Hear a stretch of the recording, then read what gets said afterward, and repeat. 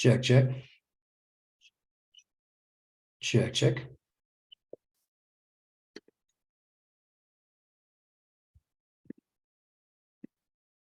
Check. Check, check.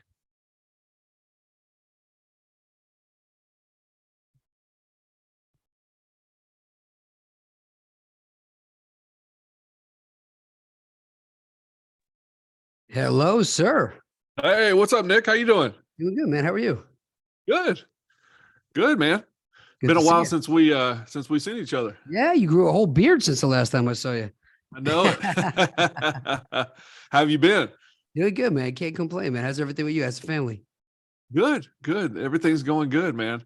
Kids are going growing good and happy and no complaints. How about yours? Oh, good, man. I got the dog, I got the parents, I got my brother.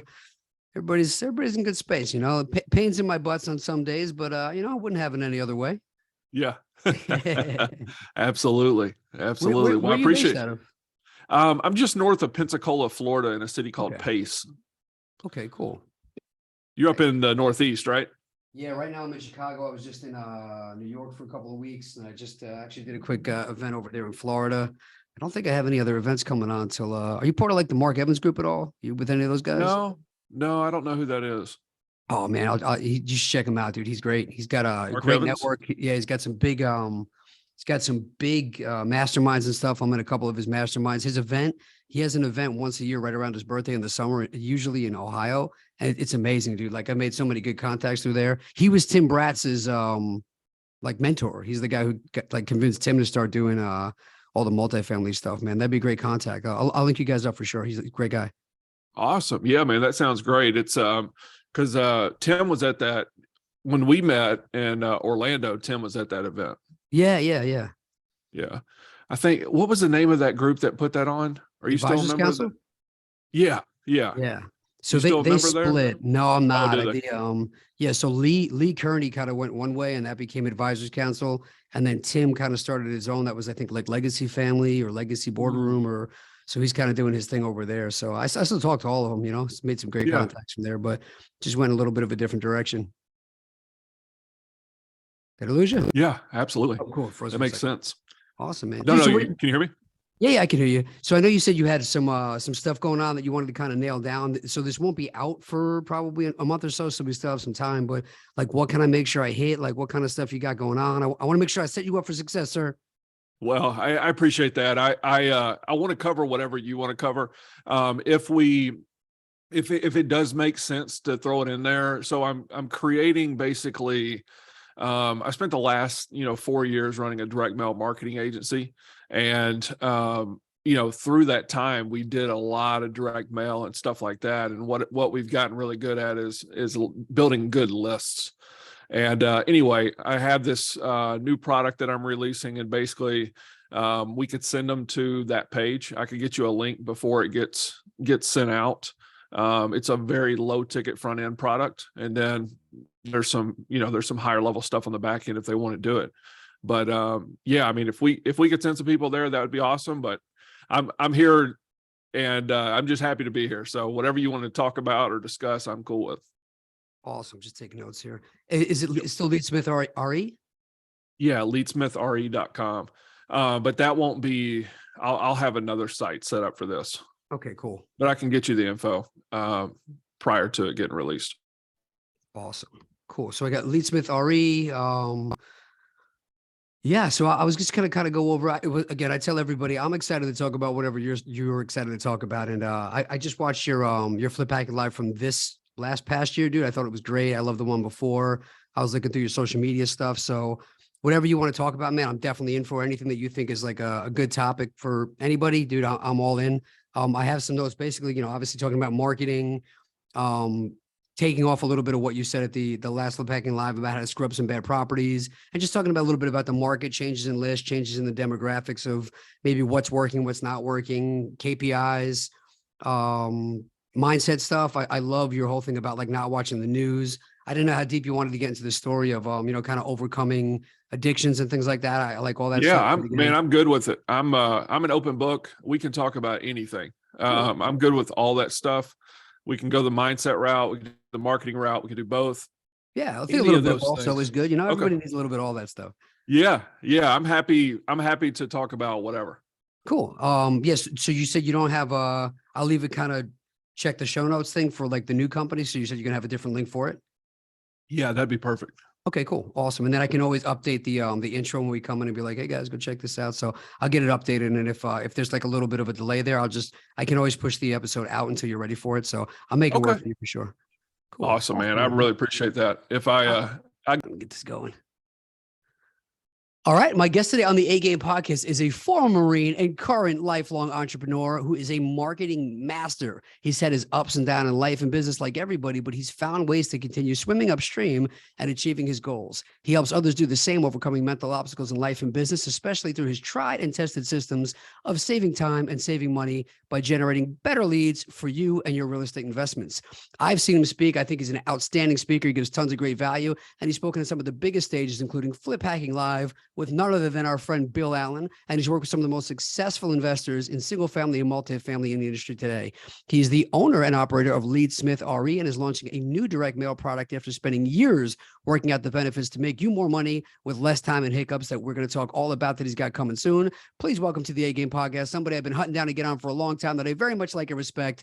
Welcome to the A Game podcast, Mr. Ryan Smith. Wow, Nick, thank you so much. What an incredible introduction. I appreciate you having me, man. Man, since the first time I met you, you've just been so approachable and like accommodating and just sitting down and talking. And I think I grabbed you at one of the masterminds I was at that you were speaking at, and I was like, oh, I don't want to bother you. And you were so nice to everybody with your time, and that really always resonated with you. So I've always been a big fan. And then when I ran up to you at Flip Hacking Live, I was like, oh, it's the guy who's so nice with all the marketing stuff, man. So I always appreciate making contacts with good people, sir. And you were off when nobody looking. You were just a good, nice guy. So I really appreciate it, and I'm happy to have you on. Awesome, man. Well, I really appreciate it. That's honestly what attracted me to you as well. I mean, you just giving so much to everybody around you, and I thought, man, this guy's awesome. So I'm glad we were able to connect again. Yeah, me too, man. So for people who might be living under a rock that aren't 100% familiar with you yet, which is interesting because I do a lot of research on guests, but you have such like a popular name. It's so hard to find like you within like all the other Ryan Smiths. So talk a little bit about Yeah. a background about who you are and where you came from to get to where you are today. Yeah, absolutely. So grew up in Nashville, Tennessee. Passions were soccer and music. Did that growing up, and then some jobs through. I decided I need to make a change, and ended up joining the Marine Corps. Did a couple tours in Iraq. Got out, started teaching basically the next group of people that were going to be going over there. Taught cybersecurity, and then started doing some moonlighting with wholesaling on the side. So I'd work my day job teaching cybersecurity, and then I'd do wholesaling stuff at night. And eventually I got to the point where the wholesaling stuff picked up enough where it took over and I didn't have to work my W-2 anymore. So that's kind of been the journey. And, since leaving my W-2, now I run a marketing agency that works with real estate investors, specifically wholesalers and flippers. I love that, man. And thank you very much for your service, man. Marines are always good in my book, man. And I've only met great people that come from the Marine Corps. Well, thank you. I appreciate it. You're very welcome. So I'm always interested before we jump into the marketing side of stuff. I just had a conversation too with a couple of them, but I always love how whenever I go in and I talk to brand new investors, all they want is like, hey man, just give me the ABCs, give me the nuts and bolts, give me the checklist. Like that's all I need. And as many people have said, but Beardy Brandon from Bigger Pockets, if information was all we needed, everybody would have $1 billion in a six pack. Obviously, there's something else missing. And when I'm in high level rooms with guys like yourself and Tim Bratz and Mark Evans and Bill Allens and the Adam Whitneys, they don't talk about all that stuff. They talk about the mindset stuff and the stuff that goes on in the background between our ears and how to really keep yourself motivated and create better habits. And that's the stuff that I think is really important. And I thought it was great in your last Flip Hacking Live thing when you started talking about swimming upstream and really like changing the story of who you are. So being somebody that came from a background that I'll let you tell a little bit about it, but you've literally reinvented yourself and created like a whole new story for yourself, which I think is amazing. So when people think they can't do that or it's too late or they tell themselves, well, that's for somebody else, that's not for me. I mean, you're literally an example of how that is not true. And it all came from just a decision. Yeah, man, I really appreciate that. Yeah, so I've learned a lot of lessons along the way, and a lot of them I've learned the hard way. But when I was telling my story earlier about, my early 20s, and I did a few different jobs or whatever else, the part that I didn't include was I had developed quite a drinking habit during that time, and I thought that I knew how the world worked at that time, but I really, really didn't. And it wasn't until I went through the process of getting sober, and then I did the Marine Corps thing. And in the Marine Corps, one of the big questions that I've always wanted to find out since a young age was, how does the same thing happen to two different people and they have completely different reactions to them? And my decision to join the Marine Corps in a large part was to find out the answer to that question. So when I got out of the Marine Corps, I thought that mindset was simply your ability to handle pain, push through pain. How long can you go? I thought it was that. And when I got into business, I quickly realized that there's so much more to this mindset thing than just simply mental toughness. There's the beliefs aspect of it. And I think a lot of us have these beliefs that are programmed into us at a very young age from our parents and the other people around us. And if we never go back and re-examine those things that we, just automatically assume are true, we can't ever grow. So that has been the most kind of eye-opening thing to me, is stop assuming that I've already run that through my head and figured it out, and go back and re-examine those truths from time to time and see if they're still true for us now. Man, I think that that's so incredible. And it's amazing how people tell themselves these stories for their whole life because somebody said something across the way, and they just take that as gospel and they don't do anything about it. My shout out to my brother, but I mean, he just like mid-30s all of a sudden was like, I've been this person my whole life and I don't want to be this person anymore. And literally just stopped and just became Yeah. this other guy. It's amazing what we're capable of when we commit to it. I not to get too like into the mindset woods, but I just heard, oh man, he was talking about David Goggins in his new book. The whole first chapter is about the difference between hope and belief. And he was like, everybody talks about hope, which I do. I'm always like, everybody needs hope. It's like, hope doesn't mean anything without belief. You can hope you can do something, but until you believe you can actually do it, you're not really going to make those changes. And I've been paying more attention to that lately. So what was it that made you like, because sometimes people wait for like a catalyst in their life, but what was that change that made you finally say like, I can do this, or I'm going to be better? And because a lot of people try and make the changes and then they go right back to what they were doing the second they have any sort of hiccups or hurdles or obstacles, but you stood the path regardless, as we said, of you kept swimming upstream regardless of what you ran into. Yeah. Yeah. Yeah, man, it's tough. I mean, there is no doubt that as you go on your journey, you are going to get knocked down, and you're going to get knocked down a lot. But I think that the biggest catalyst for me is just knowing that I'm capable of more, knowing that there's other people out there that I need to help. And if I don't get myself fixed first and be the best version of me that I can be, then there's no chance of me going out there and helping, all those other people that I'm supposed to help. And, the second thing is, the pain of reverting back to that previous life is also, a catalyst that pushes you the other direction as well. So I think, when it comes to like addiction, for instance, a lot of people will talk about, hitting a rock bottom.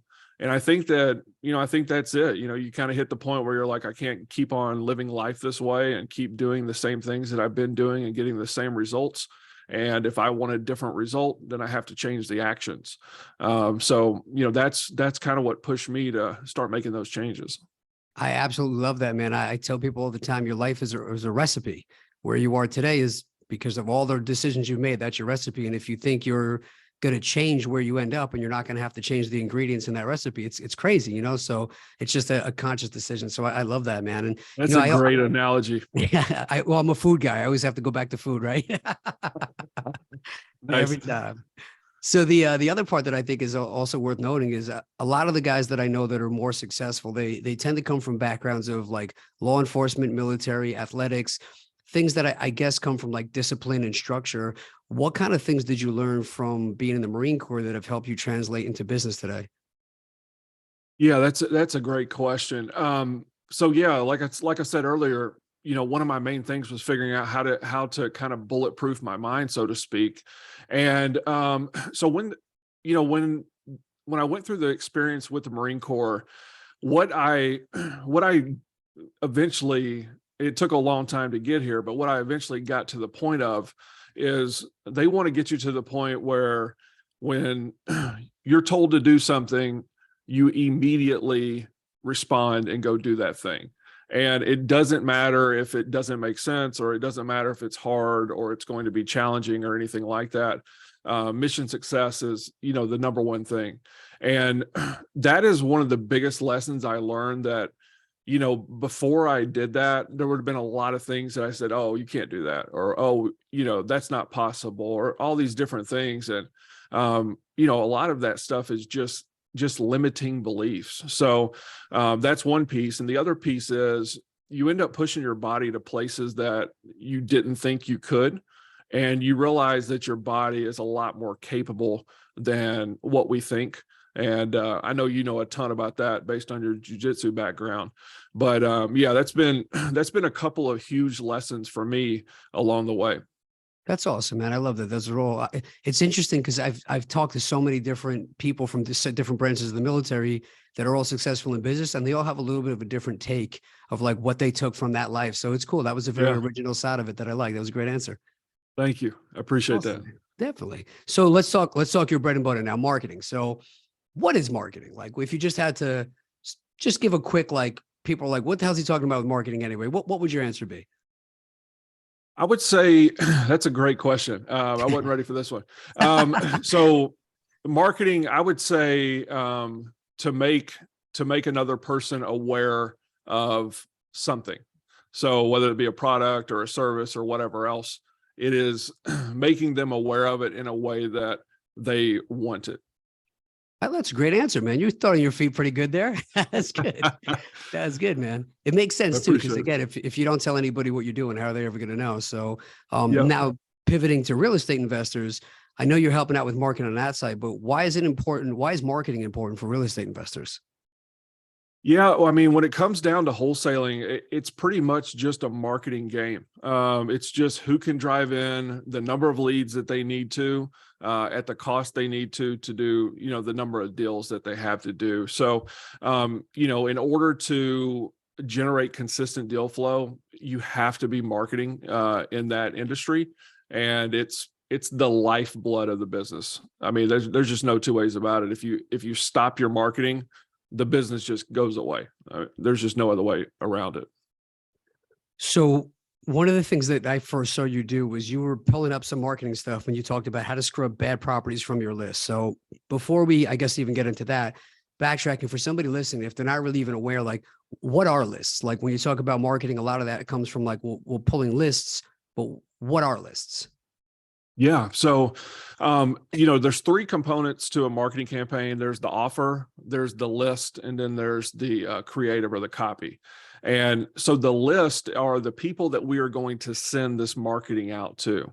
And typically when it comes to real estate investors or wholesalers, they are wanting to buy off-market properties at a discount. And what they do is they trade equity for speed, as you know. So what typically, in order to find people that are willing to trade equity for speed, there needs to be some kind of external circumstance that's happening in their life that is going to cause them to need to move out of that property quickly or something like that. So there's a lot of different ones. Just to give some quick examples: code enforcement liens, bad credit, foreclosures, bankruptcies, all these different types of situations that people find themselves in. You can go and pull list of these people. And so those are the people that we are running marketing campaigns to in order to try to see if they want to sell those properties.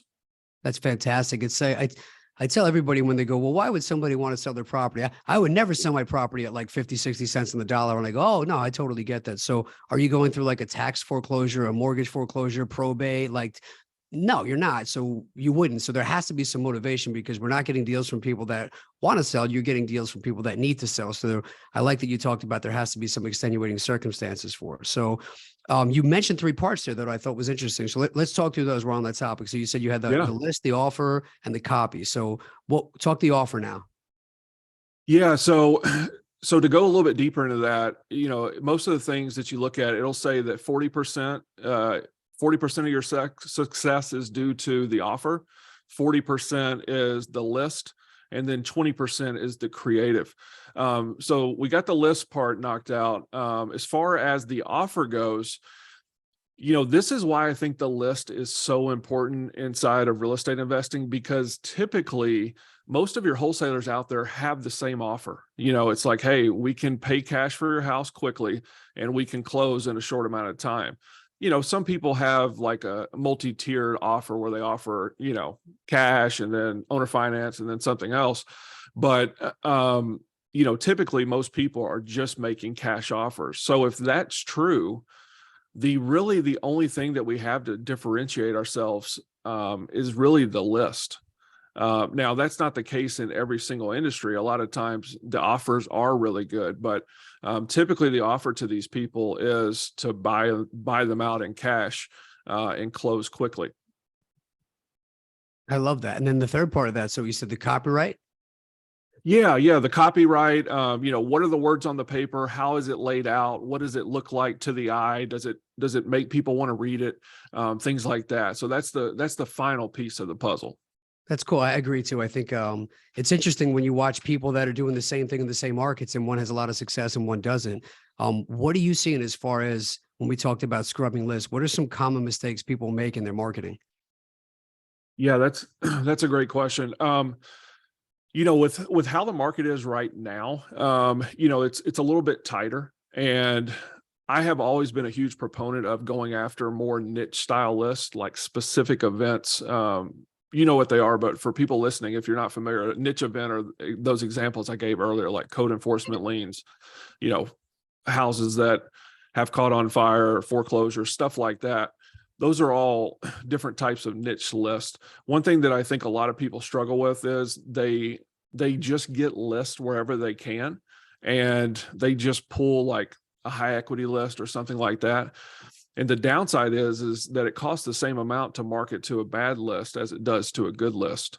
So they spend all this money and they're marketing to these people that aren't really motivated. And that's when they kind of have, they get frustrated and end up, not continuing to do it. What are you seeing as far as somebody comes into you today? So let's backtrack a little bit. Somebody finds you and they go, hey, I'm interested in finding some motivated sellers. What does that process look like for starting out for the average bear? Like, where does that conversation go and how do they start even figuring out what they want to pull, how they want to pull, how much they want? Like, there's so many different variables that people don't probably take into consideration that you have to start to make them think about.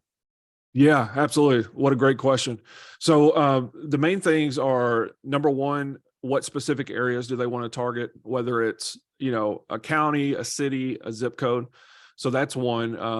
And then the second one is, what is the ARV range or after repair value range of the properties that you want to buy?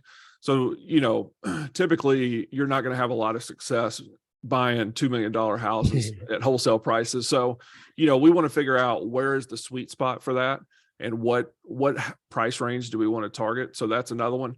The next one is, what types of properties do you want to target? So you got single family, duplex, triplex, vacant land, condos, which of those do you want to target? And then lastly, depending on whatever exit strategy you have, you also need to determine, is there a minimum equity requirement for us to even be able to make this deal happen? So those are the four pieces of criteria that I initially get from the client whenever I talk to them, just so that we can figure out exactly what their target criteria is and make sure that we build the best list possible for that. Do you have it happen often that when people call you to get started and you ask those questions, it's stuff they haven't even thought about yet? Yeah. I used to send them like to a questionnaire, and multiple times I've had people fill out like, whatever you think, or, something like that. So, no big deal, but I have had that happen a lot. It's amazing. I remember being in that spot, but so I used to get frustrated when I would call people for advice And instead of answering my question, they would ask me 40 more questions. And now I understand, because it's like, you're right. Like, how do I'm going after a deal, but what is a deal? Where is a deal? Like, what's Yeah. a deal to me? Because a deal to me is different than a deal to you. So like all that stuff's important, and it gets a little frustrating at first. And I think that's where sometimes people get overwhelmed. And I love your opinion on this, because I think I've struggled with it. I assume other people have too. But I sit with you and I go, okay, Ryan, I want to pull some really good lists. I really need to get some deals. I'm going to be paying for some marketing. Like, what should I pull? And it's like, well, I don't know. Like, are there better lists? And I'm sure that varies area to area. But you tend to go, well, if I pick absentee, maybe I'm missing out on high equity. And if I pick high equity, maybe I'm missing out on, like whatever it is. But Yeah. is there like a wrong answer there? Like what would you say to somebody who's having a bit of analysis paralysis of worrying about making a decision on where and what to pull because they're afraid they're going to make the wrong decision? Yeah, that's a great question. So, let me take one step back from that. So I think the first thing that before you ever build out any list, I think the first step that somebody should do is figure out what their budget is. And, what can you consistently spend over the next 4 to 6 months that won't put you in jeopardy of, in financial jeopardy at all. And once we figure that out, then we can figure out, how much marketing we can do with that amount of money. So, if we're talking about mail, let's assume that it's 50 cents a postcard. If we're putting $2,000 a month down on our marketing, we could send 4,000 postcards. So what I would want to do is build the absolute best list of 4,000 people that I can. That would be my goal. And then consistently stay in front of those people over those few months. But as far as lists, there's a lot of different data providers out there, and I would start going into those systems, whatever one you subscribe to, and go in there and pull some of the different niche style lists that they have. And then if you don't have enough to hit your budget amount, then backfill with some of those absentee or high equity. But on all of those different things, I think there's different filters you can set that is going to notch up the volume on the potential motivation. So, for example, if we decide we're going to target absentee, I want to start with absentee out of state. And then if we don't have it filled up, then go absentee out of county. Then if we don't have it filled up, then pull all the absentee. But on each type of list, there's different little levers that we can turn to kind of dial up the motivation so that we're making sure we get the best list of 4,000 that our money can buy. I love that, man. And I know there's definitely some high level guys on here that are already doing that, and they're looking to see how they can pick better lists. But something you just said for people that are new, if they don't understand why it's important for you to be looking first, maybe higher motivation out of state, out of county, why were you saying to do that? Yeah, so we want, like we mentioned earlier, these niche events, we want people that this house is a pain in their rear and they don't want to deal with it anymore. And, it becomes increasingly more difficult to manage a property the further you get away from it. So, the absentee out of state, those people are very, very detached from the property. They probably don't have sentimental value to the property. And it's probably a headache for them. So they're more likely to sell than the guy who lives right down the street from his property. Not in every case, but we're trying to get the averages to work out in our favor. So that's why we would segment the list that way and, target that out of state first. I love that. I tell people, we were looking at some tax auctions last week, and the owners, some of them were in Puerto Rico. And I was like, well, like somebody who lives in that same city probably has a constant reminder of like, oh yeah, I got to pay those taxes, versus the guy out of the country, he doesn't have that always reminder. And the example I give is like, hey, Ryan, you just won a contest, you got a prize. It's like, awesome, that's great. It's like, hey man, you got to pick it up in California though. It's like, well, what's the prize? If it's $100, $1,000, like there's a point that you're like, it's not worth me going, and there's a point it is. So it's very, very similar to the motivation there for like how far are they willing to go to save that at this point? And the further they are away, the better deal it's got to be. Yeah, absolutely. I completely agree.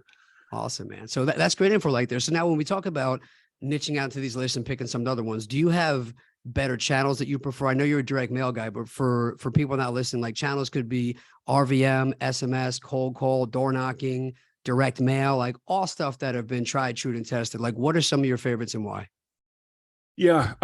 Well, I think it really comes down to, in order to generate wholesale deals, you're either going to have to spend money or you're going to have to spend your time. It's one of those two things. So, if you have money, I think that direct mail is great. I think that, PPC is usually pretty strong. Most of the time, SEO is a high return investment as well. So those are all good.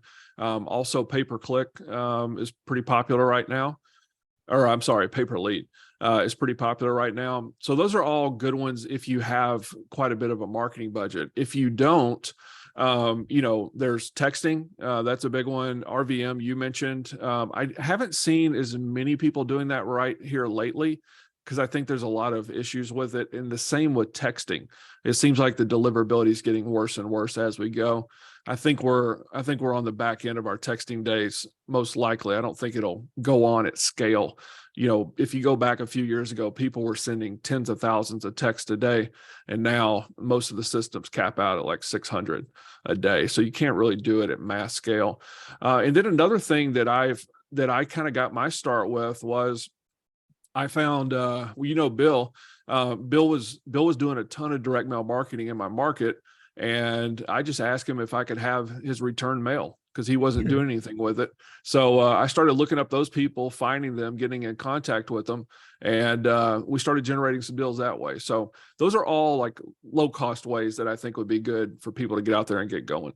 That's awesome. That's great advice right there. So talking about direct mail now, I know obviously marketing has a budget.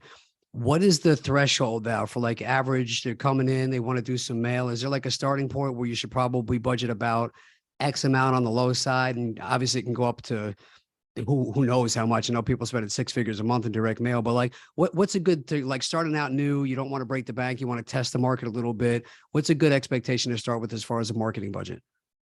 Yeah, that's a great question. So this varies tremendously by market, but just kind of an average number that I think is pretty safe. I would say that your average cost of marketing to generate a deal across the nation is probably somewhere around 4,500 to $5,000 right now, ish. And you go to San Diego and it's 5 figures. There's exceptions all over the place, but I would say 4,500 to 5,000. So based on that, I think that you should set up your marketing with that information in mind. So if you need to generate a deal within a couple months, and so if it was 5,000 per deal and you put down $2,500 a month, after a couple months you should be around your first deal. Now, what we'd like to do is see us beat those averages, but until we do, we just go off the averages as our basis.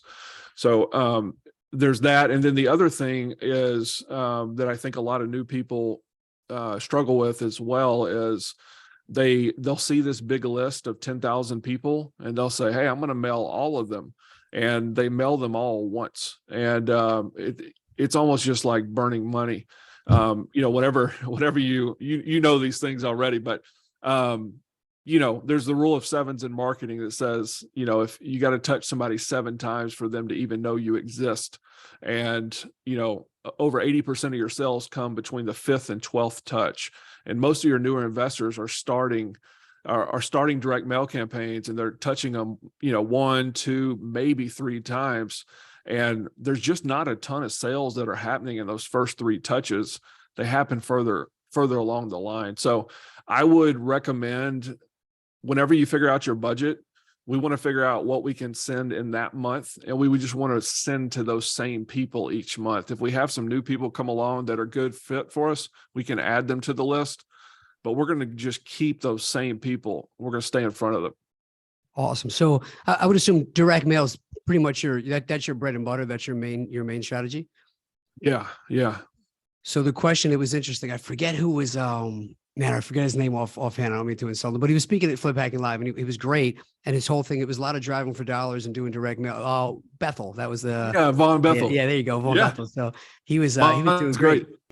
He was talking about how people will go, and I heard Henry Washington talking about it too, but he was like, you got one room here at BPCon and they're doing texting. The other one's doing driving for dollars. The other one's doing PPC. The other one's doing direct mail. The other one's doing so, and they're all making a ton of money. He's like, so pick one and stick with it. But I think exactly what you said is the biggest issue of they start putting money into something and then they go, well, that didn't work. It's been 30 days and they don't give it time. And, I use a lot of analogies, but I go, look, you wouldn't plant the seed and put water on it. And then tomorrow go, oh, there's no tree and throw it out the window. Like, but people, I think that's where they quit is they don't understand that it's going to take 30, 60, 90 days for them to start to see some results of the marketing. And then it starts to have turnover like a conveyor belt, the stuff you did the week after that and the week after that. What are you seeing as an average time and expectation for like you start marketing, you got like a $4,000 to $5,000 a month budget. How long, and again, I know there's a million variables to this, but Sure. Somebody's coming in green. They don't really know any better. Their expectation is I'm going to give you money today. I'm going to have a deal tomorrow.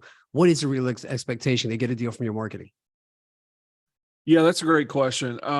So typically if we're running a full size campaign for somebody, I'd like to have at least one under contract in the first month of working together. And then, try to stack on other ones in the second and third months. This is me personally, and I think you made a great point about people, kind of expecting these great things to happen, and then they send out their first campaign and it's crickets. On my stuff, the stuff that I send for myself, I have no expectation of doing any deals on the first mailer. I feel like if we do get one, awesome, we're lucky, count it as a win and move on. But it's not the typical thing. Usually, if just to be blunt, usually that first campaign goes out, you're excited, and then it just that first one underperforms a lot of times. That makes total sense. And now with KPIs and stuff, obviously tracking that, because I tell people like it's never a no, it's a not yet. But then if you don't follow up, it was a no. So what are some KPIs you're studying and keeping track of to know what's working, what's not? Because I think then on top, that's kind of where I was going with Vaughn. It's like, well, do I use a green postcard or a yellow postcard? Do I spray it with perfume? Do I do, you know what I mean? Like there's so many different variables. And I think people again get held up. Well, I don't know what the right choice is. So as far as like what you put out, how important is that? And then what do you track to follow up on those campaigns? Yeah, the biggest difference I see between the people that are super successful and the people that struggle are the people that are super successful. They know their numbers. That's just the truth of it. And basically, you have to track your numbers. And when you do, you want to track it by marketing type, and you want to get to the point where you can compare apples to apples across all the different marketing channels. So, with direct mail, you'll have cost per call, cost per lead, cost per appointment, cost per contract, cost per deal. You'll have all those different things. And if you set everything else up that way, you'll start being able to compare, well, hey, every time I put $1 into the direct mail machine, it spits out 3.5. But every time I put $1 into my PPC machine, it spits out $6. So then you can kind of get a real feedback on exactly what is, performing the best in your market, and start adjusting things based on those numbers. I think that all it comes down to is cost per deal, compared to average assignment fee. So, with most companies that are pretty light and don't have a huge overhead and stuff like that, in my opinion, you want to be at a minimum of 3x your spend as far as your assignment fee goes. So if it costs you $5,000 to generate a deal, we want to see the assignment fee be $15,000 or higher. And if you're doing that consistently, I think you're in pretty good shape. A lot of times you'll get people that have some marketing channels that are performing, 5, 6 times, 5 or 6x. And then they'll have some that are below 3, and then it averages out to about 3. But 3 is kind of the magic number, is what I like to go off of. That's awesome. That's great info there. What have you seen as far as, COVID, everything happened over there, more people were home. What kind of changes were you seeing in direct mail when everybody was like working from home all the time? Were more getting open, were less getting open? Well, there for a while, everybody was scared to open. Well, not everybody, but a lot of people were scared to open their mail. So it was like, is this even worth sending them to them? Because they're going to be scared to death other people touched it. But yeah, I mean, I think that has impacted the industry some. But more so than that, I think the crazy house cycle that we've been through the last couple of years has been, the biggest thing that has impacted the responses.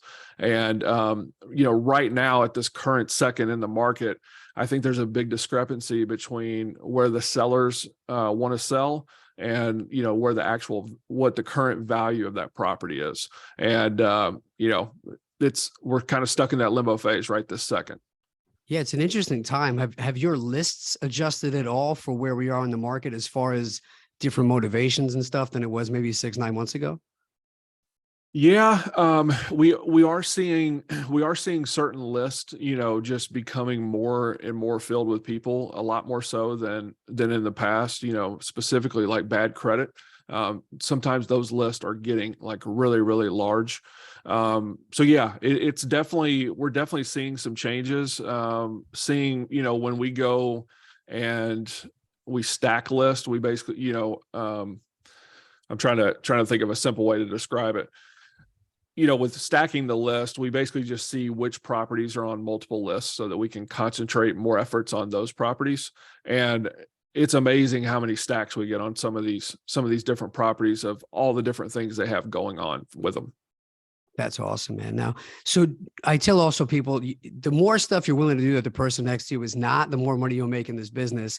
And I saw you get a shout out from a guy. You sent him like a Matchbox car, and then you sent him like a thing of popcorn and stuff. So I thought it was really cool. And obviously you stuck out to him and he was like, yeah, that's my guy. So talk a little bit about what you did there and why you do it. Cause I thought that was a really cool strategy that, the old quote, it's really never that crowded on the extra mile. I figured that's exactly what you did there. Yeah, man, that's a great way to look at it. I appreciate you sharing that.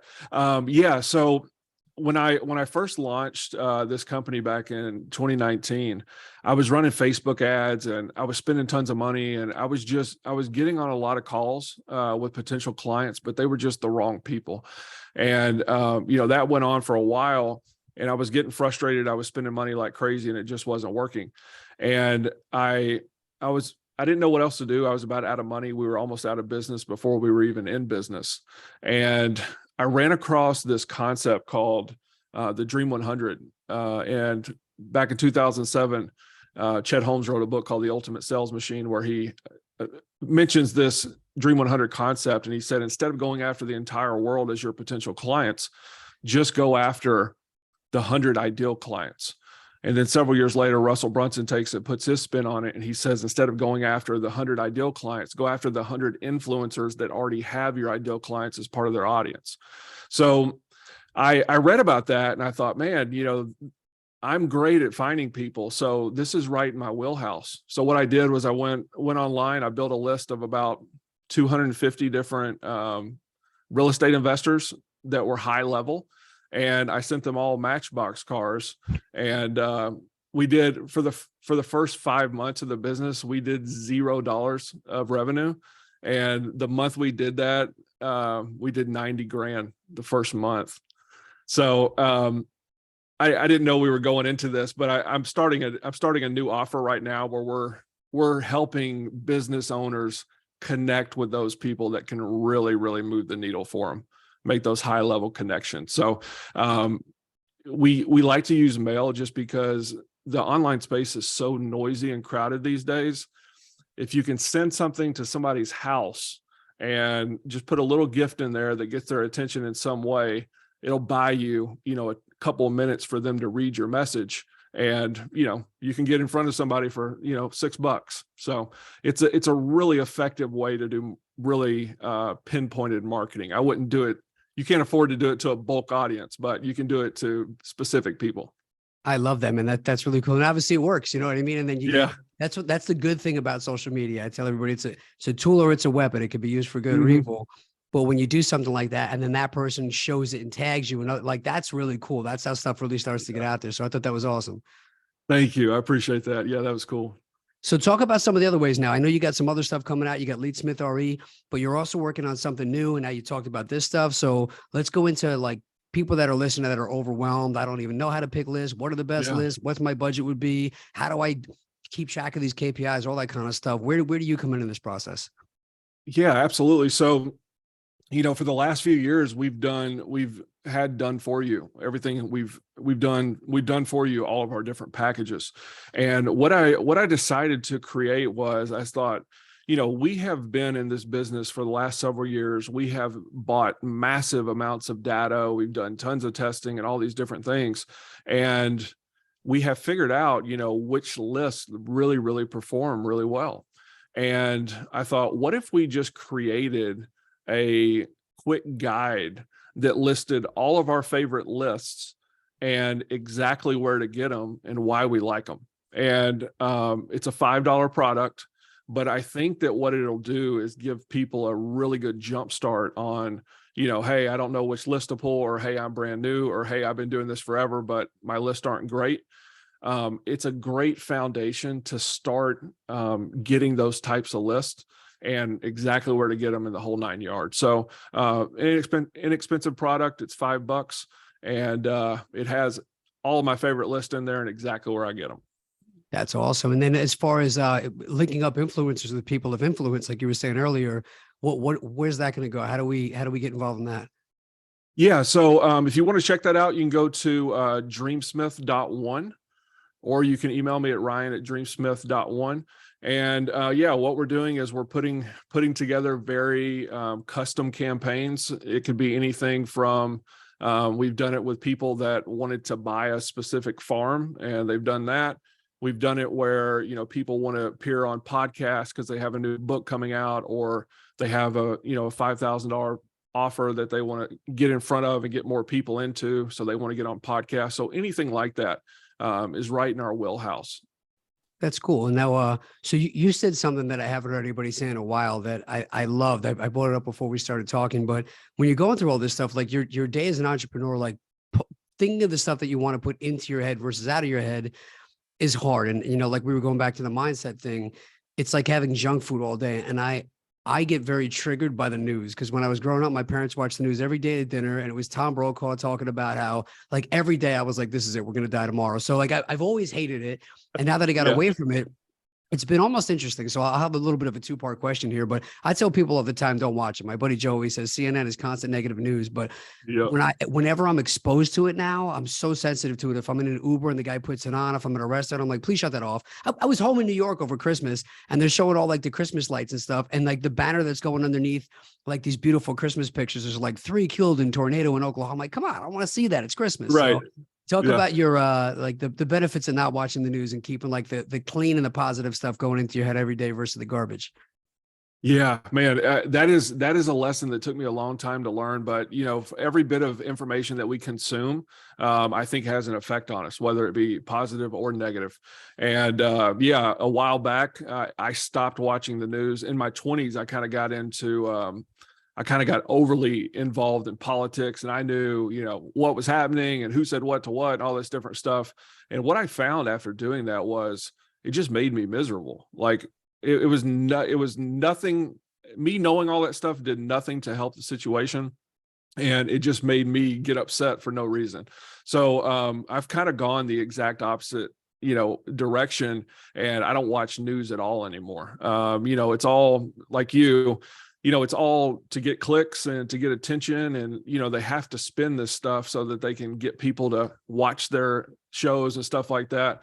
And, most of the time it's over nothing. So, I don't get involved with it at all. I'm even careful about how long I'm on Facebook a lot of times, because I'll go start going down some paths that get me upset or whatever else.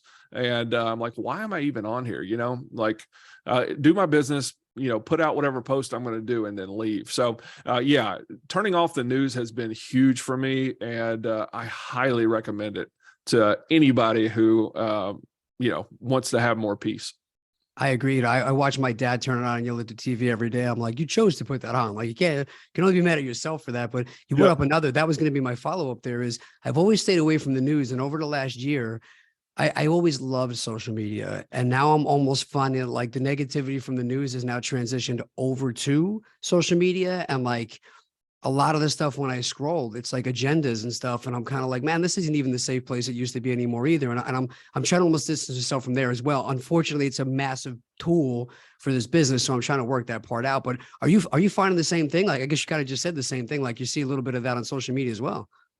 Yeah, absolutely. I definitely see it, especially when when I'm just like scrolling through the feed or whatever else. Um, the kind of counter to that is there are some really good, groups of people. I know you're a part of some of them. And, I like being in like those little groups because it's not, when you go into that group, you don't have to deal with all that other stuff. All those people are high performers, they're all in there to get better and they all have a common goal. And I think in those groups, it's awesome. But yeah, scrolling through the feed is not a good use of my time. I can tell you that. Yeah, I heard Joe Rogan just talking about how because somebody was talking about how like the comments are just it's like the YouTube commenters are like the lowest like bottom feeders. He's like it's always bad. So they were like post and ghost. That's the way you post what you Yep. have and then you get the hell off. And I was like, all right, yeah, that makes sense. That does make Yeah, sense. Though. absolutely. Awesome Absolutely. stuff, man. Well, dude, you've been awesome for sure. I like to call this a victory lap where we kind of wrap things up with a few questions. One of the first ones being, what is one of your favorite books? Ooh, that's a good one. That's a great one. So the one that got me started in real estate investing was the same one as everybody else, Rich Dad, Poor Dad. But outside of that being a big game changer for me, I really like Secrets of the Millionaire Mind. I don't think I've heard that one yet. Who wrote that? Do you know? T. Harv Eker. Oh, cool. Awesome. Yeah. Yeah, Great. Very yeah, nice. I really like that one. So speaking of quotes, because that guy's got a lot of great quotes, what is one of your favorite quotes? Favorite quotes. The one that sticks out is, and I don't know it verbatim, but Michael Jordan talked about how many times he's been given the game-winning shot and how many times he missed it, and then another one is, he's something about he's only been that successful because of how many times he's failed. I think anything around those two topics is right up my alley. I love that, man. Two good ones right there.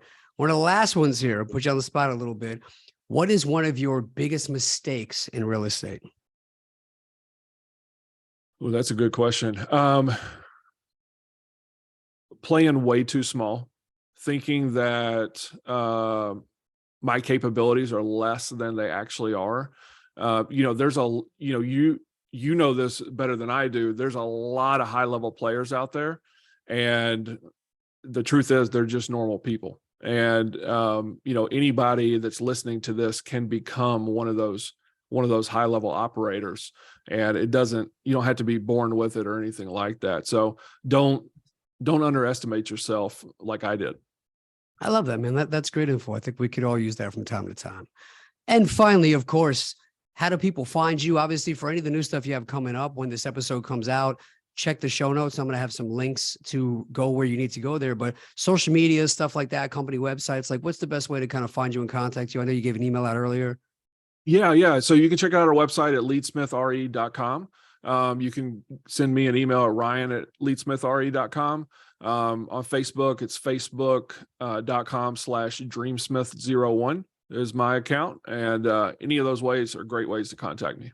That is outstanding, man. Again, you get my seal of approval personally and professionally. You've always been a super nice guy. I've always wanted to have you on. And it's always great to see and connect with you. I'm happy you're doing great. Family's doing great. And I'm excited for all the new business stuff that you're doing. You are definitely a guy who brings your A game to everything you do. And this interview has been no different. You brought your A game to the show today. Any final thoughts before I let you go, Mr. Ryan Smith? No, sir. I really, really appreciate you having me, and I appreciate you being you, and just you're awesome, man. I really appreciate your time. It was great chatting with you. Always good catching up, man. I appreciate you coming on doing this. You're welcome back anytime you want to talk about what's going on. I'm always happy to have you. Ryan Smith, ladies and gentlemen, have a great day. All right, my guest today on the A Game podcast is Ryan Smith. This is a guy I met through one of my masterminds that was there. And what he was doing was finding ways for some of the guys who were looking for deals in their market, but they've been fishing and now they're kind of striking out. They're having a hard time finding stuff. And he was kind of coming in and being the guy who goes a little bit deeper, next level, and finds all these outside the box little niche ways to find deals that other people aren't. And from there, it's growing. And then he wound up seeing him in a bunch of other stuff. And he did some really cool presentations and some really good speaking engagements on pulling lists, the right places to go, how to budget, how to factor them in, how to keep the bad properties off, how to have the good conversations. And it's really just the bread and butter of off-market marketing. And he does a lot of it for wholesalers, but obviously the whole principle of real estate is finding a discounted piece of property from a motivated seller. That's what he specializes in. Whatever you're going to exit with, whether you're going to buy them for yourself to fix and rent, fix and flip, keep long-term, build, whatever it is. it starts with getting a lead. And like he says during this episode, we talk a lot about the three components of the list, the copy, and the offer. So how do we get those all right? Where's the best places to pick? What is a list if you don't even know what it is? How do you get there? Where do you get them from? Why would you pick certain ones? Is there better ones, worse ones, direct mail, cold calling, RVM, all these different things? We talk about the mindset, why some investors fail, some of the biggest mistakes in marketing and lead generation, especially for real estate investors. And this is a guy who is just very nice. Every time I see him, just a really sweet guy, good guy, always has time, and smart. I love intelligent people that are just good, always giving good value. He's in a lot of circles. Everybody likes him and respects him that I know. And I've been a big fan of him for a long time since the first time I met him. So I was really happy to have him on, as you guys could see. And check the show notes. I'm going to update this a little bit when we get closer, but he's got some new stuff coming out for working with people to help get in front of more people as far as influencers. Like we talk about the not finding your dream 100, but finding your dream 100 that already have their dream 100 is a really good way to go. And then some ways to build out your marketing and your lead generation is something he's helping out with as well. So go on nicknicknick.com/links. Under our affiliates, you can find a way to get a free consultation with him and get a really good rate on what he's doing as far as bringing in leads and marketing for you and your business. So definitely have that conversation, even if you're starting out new, or if you currently have a provider or somebody you're working with, maybe you're looking to get some better results. This is definitely a guy that knows what he's doing. And I definitely put my stamp of approval on him. So nicknicknick.com/links, go check out under our affiliates. You'll see our other affiliates there as well, like William Brannon, Naked Warrior Recovery CBD, Nationwide Business Capital Group. Any of them you contact, just tell them the A-Game podcast sent you over, and you're going to get preferred rates and better treatment because you're a friend of the show, and so are they. So definitely use them, help the show going. While you're on it, nicknicknick.com/links, you'll see all the ways to connect with us on social media. So please follow us on Instagram, follow us on YouTube, follow us on Facebook, ask questions on the Facebook group. That's the tuition for this show. Everybody's coming on for free and they give them really good information. The way I get them to keep coming on is by you guys engaging with us on social media, sharing, liking the post that we put out. It takes 2 seconds to scroll and just hit share, hit the like button, put a little fist bump on there when I post the articles or I post the clips of Ryan from this show. Let them know you're watching. Let them know you appreciate it. And last but certainly not least, nicknicknick.com/biggerpockets is a way you can go and you can link up to get a free checklist for all the ways to bring more value to your buyers as a real estate agent, wholesaler, or broker. Great place to go for a free list. Biggest thing here is I want to do more real estate with more people this year. If you're looking to do real estate and you don't even know where to start or what you want to do, whether it's your first deal, your next deal, all you have to do is text the word real estate to 516-540-5733. Again, that's the word real estate to 516-540-5733, and text me and we'll figure out if you want to buy properties from me, if you want to sell properties to me, or if you're not even really sure what you want to do, you just want to figure out how do we work together? How do we partner together? What can that look like? What kind of opportunities are out there? Let's have that conversation. Text me directly, real estate, 516-540-5733. Thank you for listening. Thank Mr. Ryan Smith for coming on. Very much appreciate it. Have a great day, everybody. A-Game Podcast.